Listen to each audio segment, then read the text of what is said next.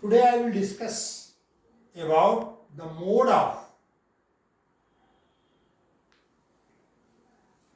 of nutrition.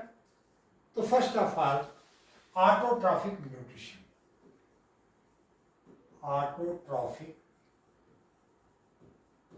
nutrition.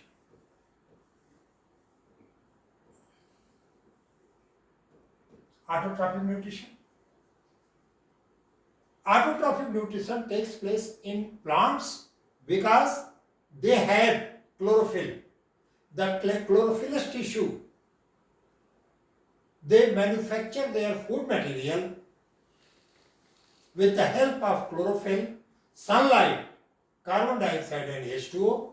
इसका reaction होगा 6CO2 plus 6H2O,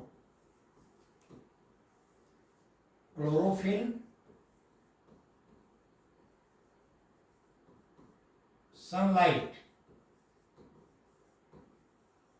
gives C6H12O6 plus 6O2 plus 6. अब this process is called photosynthesis. This process is called photosynthesis.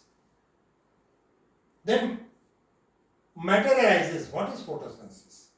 Manufacture of carbonaceous food material with the help of carbon dioxide, water and chlorophyll in presence of sunlight. This is called photosynthesis. Oxygen get eliminated by सब product.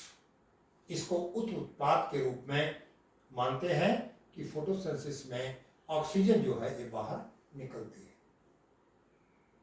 बात आती है किस तरह से oxygen और carbon का balance बनता है.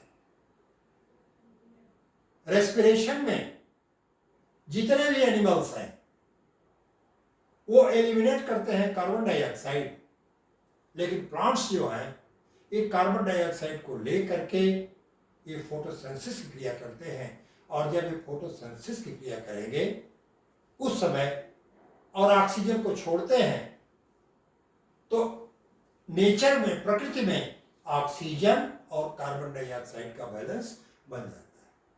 आज इससे ग्लोबल वार्मिंग की आ रही है क्योंकि डिफॉरेस्टेशन हो रहा है, वनों का कटाव हो रहा है, पेड़ों का कटाव हो रहा है. और जब पेड़ों का कटाव हो रहा है तो निश्चित रूप से ऑक्सीजन की मात्रा उतनी एलिमिनेट नहीं हो रही है और कार्बन डाइऑक्साइड की मात्रा उतनी कंज्यूम नहीं हो रही है. तो 0.03% से ये कार्बन डाइऑक्साइड की मात्रा बढ़ गई और ऑक्सीजन की मात्रा कम हो गई. और यही है हमारा environmental pollution, atmospheric pollution. That's all. देखा.